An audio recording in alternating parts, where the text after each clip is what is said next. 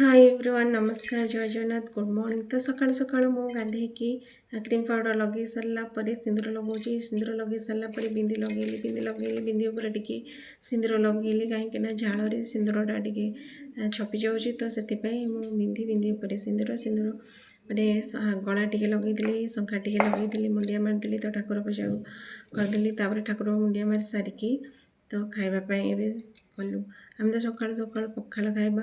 तो पखाड़ जेहेतु मंगलवार दिन उपास थिला तो भोक जोर लगुला।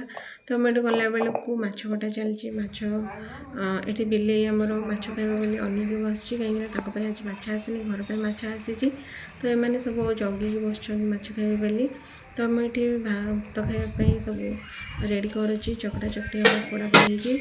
तो आमर ये घर को आसाला कंकड़ा देखुए केमती ये कंकड़ा चटनी होती आलू आ टमाटर चटनी बैगन चटनी आउ सजना शाग मुझे भाजीदेली कहीं हजबैंड आसते कहले शाग खाइबा सजना शाग। तो मुझे सजना शाग भजा और चौंकुड़ी तरकारी ये कली करके खाइबा देली। तो दिन मोर पार्सल पलि आसी तो से भाई जन पचार सोलो कहीं आसी तो मुझे जानी सोलो कौन हम। तो ये से मगे